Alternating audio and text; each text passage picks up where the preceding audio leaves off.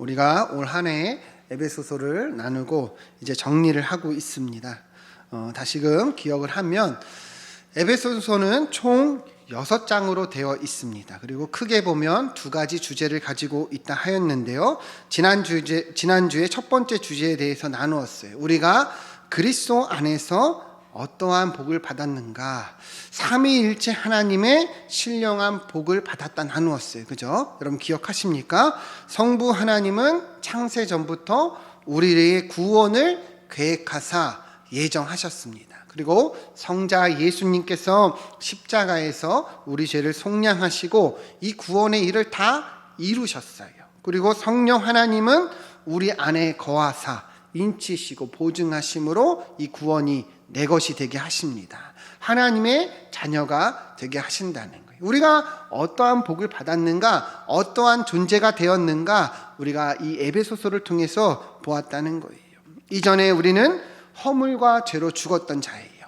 하나님을 알지 못해서 내 마음대로, 내 욕심대로 그렇게 썩어져 가는 세상을 쫓아 살던 자들입니다. 그런데 그 놀라운 축복을 받아서 이제는 하나님의 자녀가 되었고 하나님의 뜻을 행할 수 있는 걸작품이 되었다는 것을 보았어요.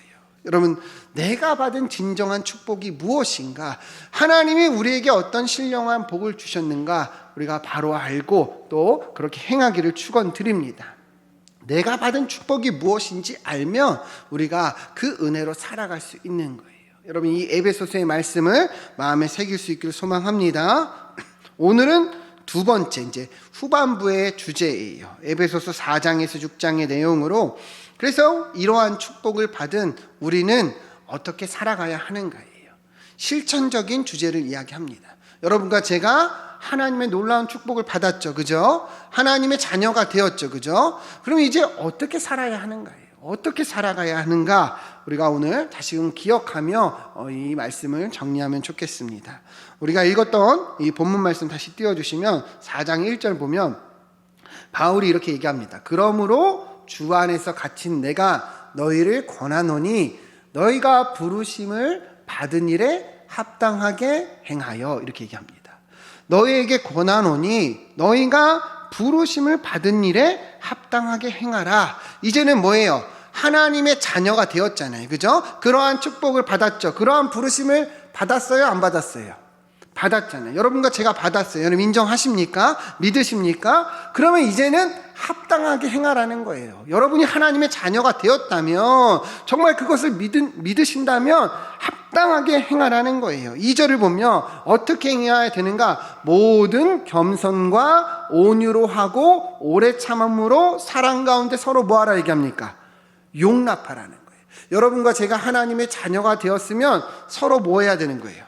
용납하는 거예요. 겸손과 온유와 오래 참음과 사랑 가운데서 서로 용납하라는 거예요.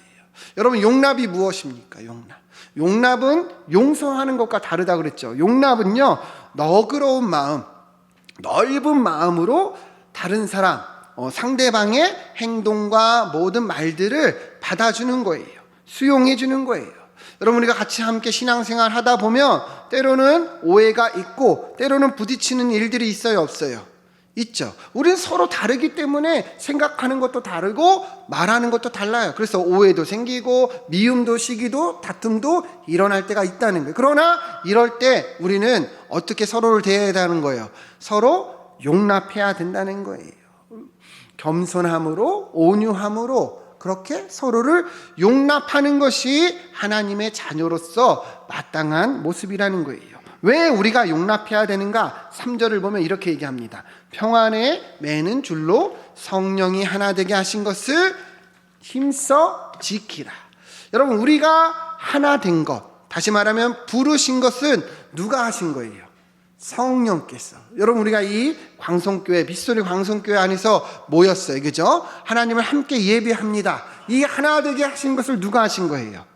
성령님. 여러분 믿으십니까? 하나님이 하나 되게 하셨으니까 우리가 이렇게 용납함으로 이 하나 되게 하신 것을 지켜야 한다는 거예요. 여러분 4절 보면 특별히 뭐라고 얘기하냐면 몸이 하나여 성령도 한 분이시니 이와 같이 너희도 부르심의 한 소망 안에서 부르심을 받았다 얘기를 합니다. 아주 중요한 이야기를 하고 있어요. 이것이 우리 그리스도인의 정체성이고 교회의 정체성이에요. 우리는요, 한 소망 안에서 부르심을 받은 한 몸이라는 거예요. 여러분 이해되십니까? 우리가 뭐라고요? 한 몸이라는 거예요. 우리가 이 한 몸이 되게 성령께서 부르셨다는 거예요. 잘 보세요. 여러분 눈하고 코하고 같아요, 달라요? 다르죠, 그죠? 눈이 하는 일도 다르고 또 코가 하는 일도 다릅니다. 생김새도 달라요. 그러나 한 몸 안에 있는 건 어때요? 똑같아요. 우리도 똑같다는 거예요. 각기 생김새도 다르고 주어진 은사도 다르고 역할도 다 달라요. 그러나 이 다름이 어때요? 하나 되어서 몸을 이루는 거예요. 여러분 눈이 없고 코만 있다면 누가 볼 수 있겠어요? 볼 수 없잖아요, 그죠? 우리도 동일한 거예요. 때로는 서로가 다르기 때문에 오해가 생겨도 이 하나님이 우리를 부르시고 한 몸 되게 하신 이 정체성을 이해하면 용납할 수 있다는 거예요. 여러분 우리가 다른 것은 하나님이 다르게 부르셨기 때문이에요. 우리가 다른 것은 다른 역할을 주시기 위해 다르다는 거예요. 우리가 다른 것은 하나님이 각기 은사를 다르게 주셨기 때문이에요. 그러니 때로는 어려움이 있어도 어떻게 해야 되는 거예요? 용납해야 된다는 거예요. 따라합시다. 용납합시다. 우리가 이 다른 것은 성령께서 하신 거예요. 우리 4장 11절을 보면 그가 어떤 사람은 사도로, 선지자로, 복음 전하는 자로, 목사로, 교사로 삼으셨다. 어때요? 역할이 같아요, 달라요? 달라요. 주신 은사도 달라요. 그래서 다르다는 거예요. 12절 같이 읽어보겠습니다. 12절 시작. 이는 성도를 온전하게 하여 봉사의 일을 하게 하며 그리스도의 몸을 세우려 하심이라. 아멘. 왜 하나님이 다르게 부르셨는지 이해가 되십니까? 왜 우리가 직분이 다른지 이해가 되십니까? 우리가 그래서 서로 용납함으로 이 부르심, 한 부르심, 이 한 몸 된 교회를 세워나가야 된다는 거예요. 여러분 우리가 하나님의 자녀가 된 것은 우리로 서로 용납하게 하기 위함입니다. 여러분 믿으십니까? 우리가 마땅히 행해야 할 모습이에요. 여러분 용납하시기를 축원드립니다. 나를 힘들게 하는 사람 있어요, 없어요? 있어요. 교회 안에서뿐만 아니라 우리가 이러한 개념을 가지고 우리가 처한 모든 속한 장소에서도 이러한 이해를 가져야 합니다. 내가 속한 직장이건 가정이건 그 어디든 하나님이 이러한 이 개념을 나에게 알려주셨으니 내가 늘 용납해야겠구나. 우리가 그렇게 살아가야 한다는 거예요. 여러분 하나님의 자녀가 되셨습니까? 그러한 축복을 받으셨습니까? 뭐 해야 되는 거예요? 용납해야 되는 거예요. 용납하기를 축원드립니다. 자, 4장 13절 말씀 같이 읽어보겠습니다. 시작. 우리가 아들을 믿는 것과 아는 일에 하나가 되어 온전한 사람을 이루어 그리스도의 장성한 분량이 충만한 데까지 이르리니. 아멘. 자, 우리가 정리하고 있어요. 어떻게 살아야 하는가, 그죠? 두 번째는요, 그리스도의 장성한 분량이 충만한 데까지 이뤄야 하는 거예요. 장성한 분량이 충만한 데까지 이르러야 하는 것이 우리 하나님의 자녀들의 모습이에요. 바울은요, 하나님의 아들을 믿는 것과 아는 일에 하나가 되어 온전한 사람을 이루라 말합니다. 여러분 잘 보세요. 온전한 사람이 되기 위해선 믿는 것과 또한 아는 것이 어떻게 돼야 하는 거예요? 하나가 되어야 한다는 거예요. 쉽게 말하면 우리가 믿음이 있어요. 예수 그리스도를 믿습니다. 성령께서 이 믿음을 열어주셨어요. 그러면 이제는 뭐 해야 되는 거예요? 하나님을 알아가는 거에 있어서도 노력하고 최선을 다해야 된다는 거예요. 배워가야 한다는 거예요. 그래야지 온전해지고 그렇게 충만한 데까지 우리가 이룰 수 있다는 거예요. 여러분 잘 보세요. 여러분 앞에 지금 다 성경 있으시죠, 그죠? 이 성경을 누가 주셨어요? 하나님이 주셨어요. 왜 하나님이 주셨을까요? 이 성경을 통해서 하나님이 누구이신지 알기 원하시는 거예요. 이 성경을 통해서 우리가 어떻게 믿어야 할지, 어떻게 행해야 될지 하나님의 뜻을 실천하기 위해서 이 말씀을 주셨다는 거예요. 여러분, 믿음만이 전부가 아니에요. 우리가 믿어서 천국에 가지만 이 믿음은 반드시 알아감으로 하나가 되어야 한다는 거예요. 알아가야 실천할 수 있고 알아가야 행할 수 있는 거예요. 호세아서 4장 6절 말씀 우리 같이 한번 읽어보겠습니다. 시작. 내 백성이 지식이 없으므로 망하는도다. 내가 지식을 버렸으니 나도 너를 버려 내 제사장이 되지 못하게 할 것이요, 내가 내 하나님의 율법을 잊었으니 나도 내 자녀들을 잊어버리리라. 아멘. 여러분, 호세아서에서 뭐라고 얘기해요? 내 백성이 뭐가 없어서 망해요?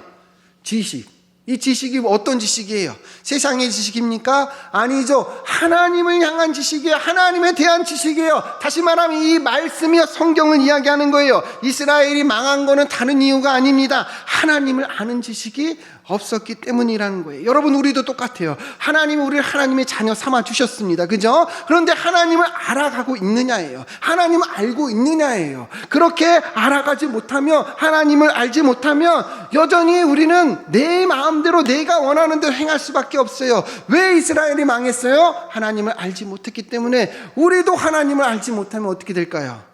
망하게 되는 거예요.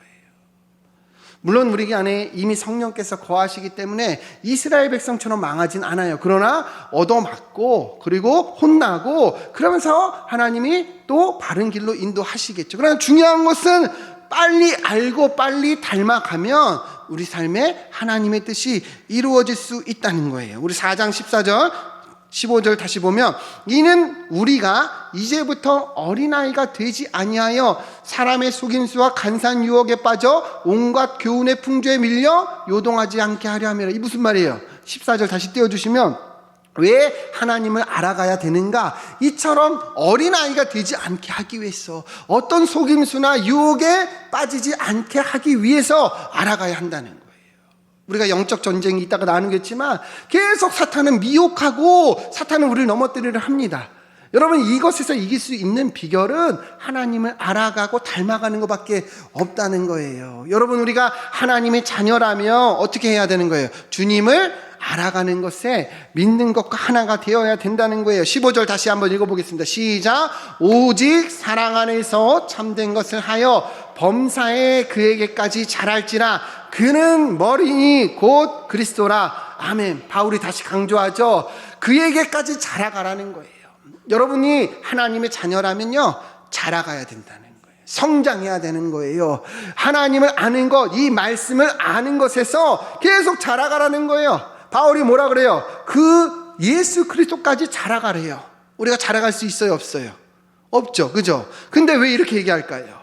끊임없이 노력하라는 거예요. 끊임없이 배워가라는 것을 말씀하고 있는 거예요. 여러분, 하나님이 우리를 하나님의 자녀로 부르셨습니다. 믿음을 주셨어요. 그러면 알고 배우는 것에 하나가 되기를 축원드립니다. 이것이 승리할 수 있는 비결이에요. 이것이 이 땅에서 우리가 잘 되는 비결이에요. 망하지 않는 비결이라는 거예요. 우리가 수요 예배 시간에 구약 성경대학 하고 있습니다. 사실 내용이 학문적이기도 하고 좀 어려울 수 있어요. 그리고 지루할 수도 있어요. 근데 멈추면 돼요, 안 돼요? 안 돼요. 왜 우리가 배우고 알아가야 할까요? 주님이 명령하셨기 때문이에요. 여러분, 설교 말씀만 듣고 은혜 받는 것도 좋아요. 근데 배우고 알아가는 시간이 없다면 그것도 균형적인 이런 신앙생활을 이루지 못하는 거예요. 여러분, 분명하게 배우고 알아가길 소망합니다. 여러분, 시간을 내셔서, 제가 다 복사해 놓고 있으니까 오셔서 배우세요. 처음에 어렵지만 한 2달 지나면 이제는 다 들어와요. 저도 처음에 대학원 가서 신학 공부할 때 한 2-3달은 정말 헤맸어요. 뭔 소리 하는지 하나도 못 알아듣겠고. 근데 시간이 지나니까 하나님 은혜를 주시더라고요. 여러분, 배워야 합니다. 알아가야지, 그래야지 따라갈 수 있어요. 주의 말씀이 내 발의 등이요 내 길의 빛입니다. 모든 성경은 하나님의 감동으로 되어서 교훈과 책망과 의료교육하기에 또 유익하다는 것을 우리가 알기를 축원드립니다. 다시 한번, 하나님의 자녀는 배우고 알아가야 합니다. 옆에 분들과 인사합시다. 배우고 알아갑시다. 네, 여러분들 매일 한 장이라도 꼭 성경을 읽으시고 궁금한 거 있으면 찾아보시고 저한테라도 질문하시고 계속 알아가셔야지 닮아갑니다. 자, 17절 말씀 읽겠습니다. 17절 말씀 시작. 그러므로 내가 이것을 말하며 주 안에서 증언하노니 이제부터는 너희는 이방인이 그 마음에 허망한 것으로 행함같이 행하지 말라. 아멘. 자, 세 번째, 우리 그리스도인은 어떻게 살아가야 되냐면 이방인들처럼 허망하게 살면 안 된다는 거예요. 이방인들처럼 허망하게 살면 안 된다. 여러분, 허망이 뭐예요? 허망. 원어로 보면요, 마타이어테스라는 단어인데 의미가 뭐냐면 결국에 아무것도 없다는 거예요. 속이 텅 비었다. 이게 허망입니다. 열심히 갖고자 하고 열심히 뭔가 누리고자 정말 인생을 살지만 결국에 그 끝에 아무것도 없는 것이 이방인의 삶이라는 거죠. 우리 욥기서 1장 21절 말씀 같이 한번 읽어보겠습니다. 욥기서 시작. 이르되 내가 모태에서 알몸으로 또한 알몸이 그리로 돌아가올지라. 주신이도 여호와시오 거두신이도 여호와시오니 여호와의 이름이 찬송을 받으실지니이다 하고 아멘. 우리가 모태에서 알몸으로 나왔어요. 인정하십니까? 돌아갈 때도 어때요? 알몸으로 돌아가는 거예요. 아무것도 가지고 갈 수 있어요? 없어요. 근데 이 땅에서 계속 가지고자 누리고자 정말 많은 것을 채우고자 산다면 여러분 이것이 뭐예요? 허망한 거예요. 이방인들이 그렇게 살고 있어요. 근데 너희도 그렇게 살면 된다는 거예요? 안 된다는 거예요? 안 된다는 거예요. 우리는 어떻게 살아가야 되는 거예요? 저 영원한 천국, 그죠? 하나님을 바라보며 살아가야 된다는 거예요. 18절 19절 보면 이방인들의 특징이 아주 잘 나타나 있어요. 18절을 보면 총명이 어두워지고 그들 가운데 있는 무지함이라 얘기합니다. 무지함이 뭐예요? 알지 못한다는 거죠. 이방인의 특징이 뭐예요? 하나님을 알아요? 몰라요. 모르고 살아요. 19절 보시죠. 그들이 감각 없는 자가 되어 자신을 방임하여 더러운 욕심으로 행한다 얘기합니다. 여러분, 감각 없는 게 뭐예요? 느끼지 못한다는 거죠. 이방인의 특징은요, 하나님을 알지도 못하고 느끼지도 못하는 거예요. 그래서 누가 기준으로 사는 거예요? 자기가. 세상의 가치와 기준을 따라 사는 거예요. 이것이 뭐예요? 허망한 거예요. 그러면 너희는 그렇게 살지 말라는 건 뭐예요? 이 땅의 가치와 기준을 따라 살지 말고 하나님을 알고 하나님을 느끼는 자처럼 살아가라는 거예요. 다시 말하면요, 우리의 모든 삶에서, 우리의 모든 삶의 영역에서 하나님께 대하여 살아있는 자로 살라는 거예요. 하나님 앞에 살라는 거예요. 헛된 것을 쫓아 살지 말고 하나님과 동행하라는 거예요. 여러분 믿으십니까? 여러분, 우리가 창세기 구약 성경대에 나누고 있지만 에녹이요, 하나님과 동행하는 자였어요. 그죠? 하나님과 동행하는 자예요. 그래서 죽음을 봅니까? 안 봅니까? 안 봐요. 지금도 똑같은 거예요. 여러분, 우리가 날마다 하나님과 동행하는 자는 죽음을 보지 않고 구원받습니다. 여러분, 이 죽음은요, 영적인 죽음이에요. 우리는 육체적으로 죽어도 죽어요? 안 죽어요? 안 죽어요. 여러분, 우리가 늘 하나님과 동행하며 살아가야 된다는 거예요. 그것이 마땅히 하나님이 우리가 자녀 삼아주신 목적이라는 거예요. 23절, 24절을 보면 이렇게 얘기합니다. 오직 너희의 심령이 새롭게 되어 하나님을 따라 의와 진리의 거룩함으로 지으심을 받은 새 사람을 입으라. 여러분, 이게 뭐예요? 이제는 우리가 새 사람처럼 살라는 거예요. 이방인들처럼 살지 말고 새 사람으로 살라는 거예요. 24절 다시 띄워주시면 어떻게 살아요? 하나님을 따라. 하나님께 대하여 이제 살아있잖아요. 하나님을 알잖아요. 하나님을 그래서 따라 행하라는 거예요. 우리 삶의 의와 진리의 거룩함이 나타나라는 겁니다. 우리 5장 1절 2절 같이 한번 읽어보겠습니다. 시작. 그러므로 사랑을 받는 자녀같이 너희는 하나님을 본받는 자가 되고 그리스도께서 너희를 사랑하신 것 같이 너희도 사랑 가운데서 행하라.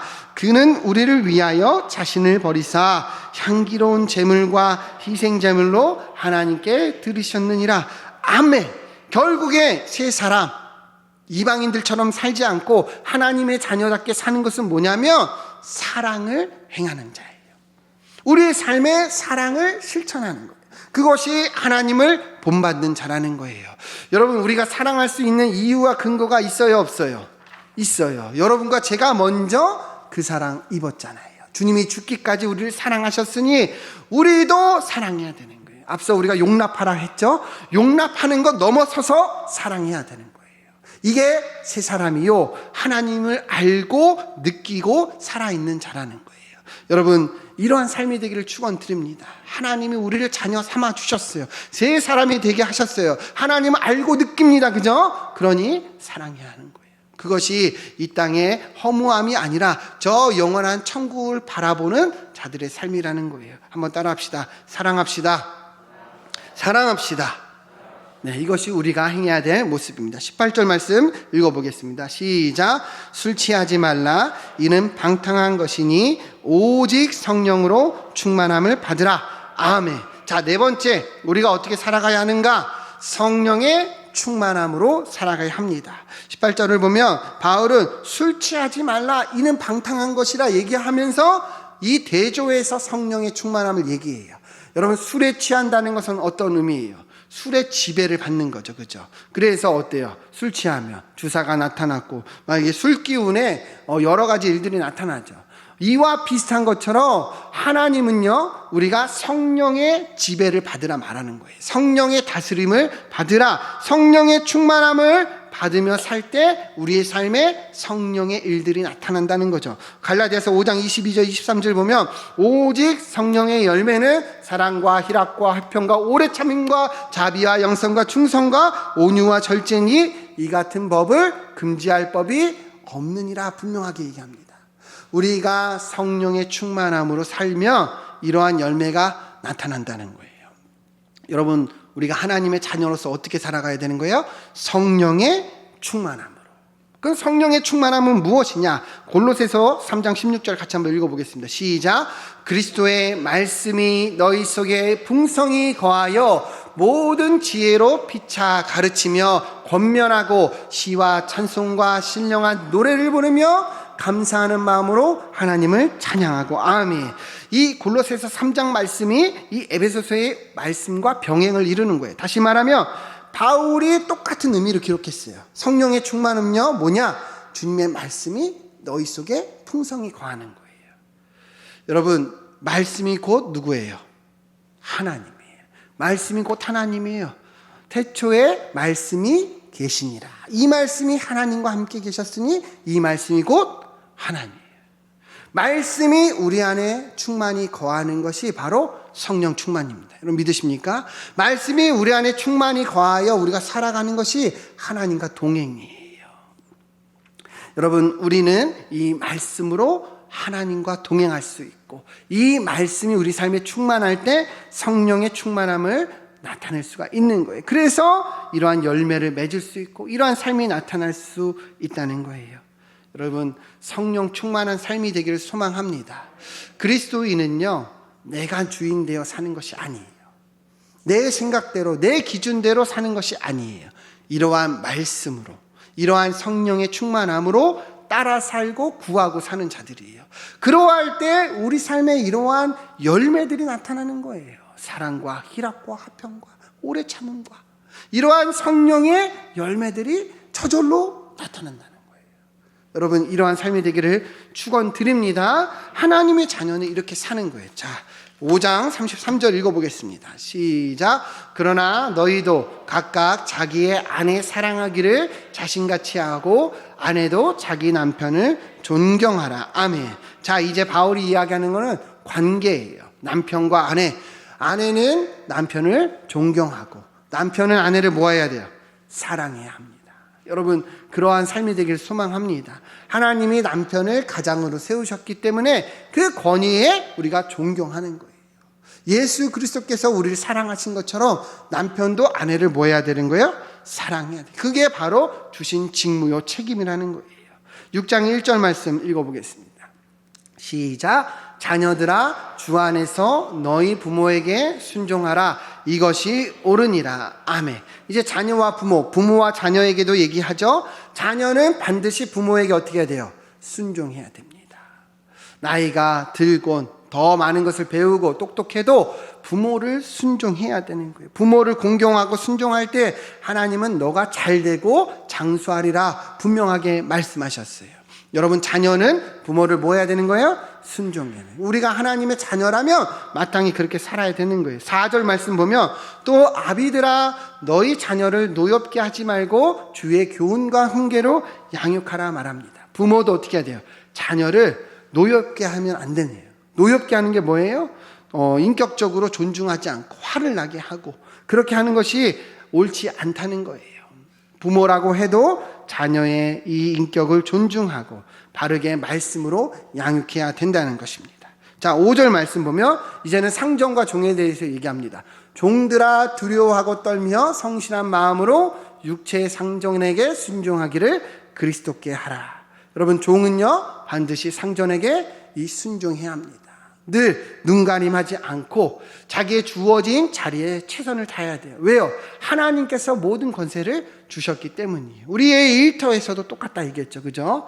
우리가 지금은 상전과 종이 있는 시대는 아니지만 우리가 속한 일터, 직장 가운데서도 우리보다 위에 있는 상사들이 있어요. 순종해야 됩니다. 여러분, 그리스도인이라면 순종해야 되는 거예요.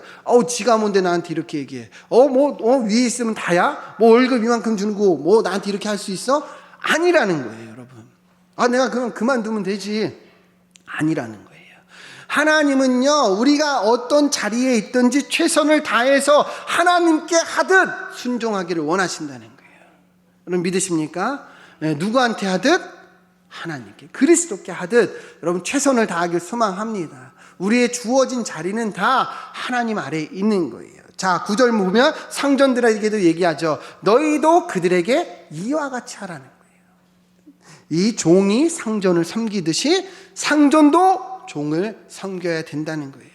결국에는요, 우리 모든 그리스도인들은 어떠한 관계에서도 이처럼 서로 순종하고 서로 복종하고 서로 섬기는 삶을 살아야 된다는 것을 의미하는 거예요. 내가 어느 위치에 있든 내가 높은 자리든 낮은 자리든 언제나 섬겨야 되는 거예요. 내가 부모든 자녀든, 그죠? 내가 어떤 자리에 있든지 우리는 섬겨야 된다는 거예요.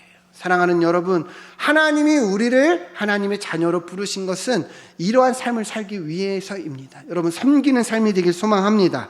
자, 이제 마지막이에요. 이제 에베소서 정리하는데 정말 힘들죠, 그죠? 처음부터 끝까지 계속 진지하게만 얘기하니까 힘들 수 있지만 이제 마지막이니까 잘 정리하고 따라오면 좋겠습니다. 자, 6장 10절, 11절을 같이 한번 읽어보겠습니다. 시작. 끝으로 너희가 주 안에서와 그 힘의 능력으로 강건하여 지고 마귀의 관계를 능히 대적하기 위해 하나님의 전신갑주를 입으라. 아멘. 자, 마지막 권면. 우리 그리스도인들에게 영적 전쟁이 있다. 그죠? 영적 전쟁이 있으니까 대비하고 대적하라는 거예요. 우리 그리스도인들은 분명한 영적 전쟁이 있어요. 사탄이요 굶주린 사자처럼 우리를 삼키려고 노리고 있다는 거예요. 그래서 이처럼 주의 힘과 능력으로 강건하여지고 하나님의 전신갑주를 입고 기도로 승리하라 말씀하는 겁니다. 여러분, 이 영적 전쟁이 무엇이라 그랬어요? 어떤 귀신에 들리거나 우리가 막 이상한 행동을 하거나 이런 게 아니에요. 하나님의 뜻을 의심하게 하고 그 동기를 의심하게 해서 결국에 다른 길로 하게 하는 이 미혹의 전쟁이라고 했죠. 사탄은요, 우리 안에 이미 성령께서 거하시기 때문에 우리를 장악할 수가 없어요. 그래서 뭐 하는 거예요? 미혹하는 거예요. 세상의 가치에 기준에 다들 그렇게 산다. 너도 그렇게 살아. 이렇게 해도 괜찮아. 하나님이 다 이해하셔. 이렇게 조금씩 미혹하게 해서 다른 길 가게 하는 거예요. 여러분, 복음서에서도 분명히 얘기를 했죠. 예수님이 베드로를 향해 사탄아 내 뒤로 물러가라. 베드로 사탄 아니잖아요, 그죠?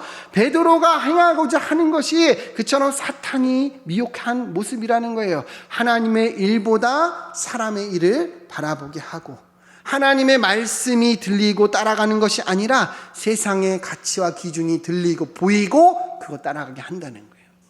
여러분, 우리 그리스도인들에게 이러한 영적 전쟁이 분명히 있습니다. 그럴 때마다 우리가 깨어 대적해야 되는 거예요. 왜 바울이 이렇게 얘기할까요? 정신 차리라는 거예요. 정신을 차리고 늘 준비하고 있으라는 거예요. 우리 앞에 지금 전쟁이 있어요. 근데 이렇게 해이해져 살아가면 안 된다는 것이죠. 언제 이 적이 쳐들어올지 모르니 늘 대비하고 있어야 되는 거예요. 내 마음에 자꾸만 하나님의 말씀이 아니라 세상에 원하는 가치들이 들어올 때, 세상의 성공이 들어올 때, 다른 것을 자꾸 타협하고자 할 때 이렇게 깨달아야 된다는 거예요. 여러분, 주 안에서 이러한 대비하고 전신갑주를 입고 기도함으로 승리하기를 축원드립니다. 말씀을 맺습니다. 우리가 어떠한 축복을 받았는가, 내가 어떠한 존재가 되었는가, 이 에베소서에서 분명하게 말하고 있습니다. 바울은 그 은혜를 찬양함으로 나아갑니다. 우리도 찬양하길 소망합니다. 또한 어떻게 살아가야 하는가, 하나님의 자녀는 무엇을 행해야 되는가. 여러분, 이 말씀들이 우리 삶에서 이러한 실천의 이 방향들이 되기를 축원드립니다. 이제 다음 주부터는 사도행전을 이제 나눕니다. 여러분들 사도행전을 한번 쫙 읽어보세요. 제가 신학대학원 준비할 때 제일 은혜를 많이 받았던 게 사실 이 사도행전이에요. 사도행전을 계속 읽는데 정말 이 초대교회의 역사, 복음의 전파가 머릿속에 싹 그려지면서 얼마나 감동을 받았는지 모릅니다. 여러분, 사도행전만 잘 알면 이 신약이 다 보입니다. 여러분, 사도행전을 한 번씩 꼭 읽어보시고 그리고 다음 주에 오시면 좋겠습니다. 함께 기도하겠습니다.